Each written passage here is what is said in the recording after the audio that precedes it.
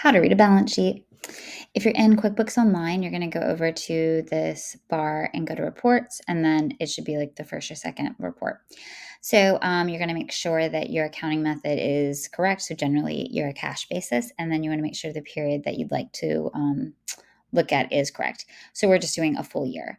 So the thing about a balance sheet that's really important, and I feel like people don't pay attention to, is so your profit and loss shows literally money coming in and money going out. But what it doesn't show is how much money's in your bank account. It doesn't show how much money you owe people, and it doesn't show how much money you've taken or put into the company. A balance sheet is super important if you if you're going to sell your business so they can see what the insides look like, or if you're looking for like funding for a loan or like VC. So you want to make sure that it's accurate. So that's making sure your bank accounts are reconciled and everything's in the right category. So what a balance sheet shows is your assets, which are things like how much cash is in your bank account, and it shows fixed assets. So if that would be like a computer, furniture, fixture, equipment, think of it as like if you were a factory and you were selling the factory, all that equipment is worth something. So that's an asset to your business.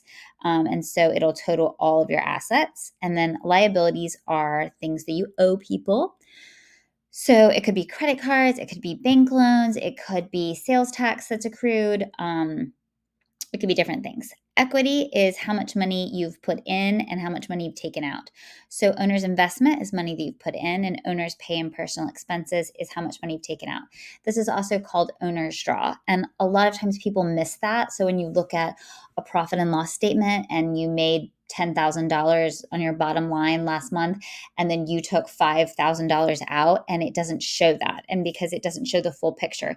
So you'd have to pop over to the balance sheet to see the money that you've taken out. So, and then it tells you your total liabilities and equity. So this is kind of what they say was like, this would be your net worth, but really there are a lot of other things to figure other than this. The things that are important is all of these three columns. So you just want to make sure that you look at this every month along with your P&L.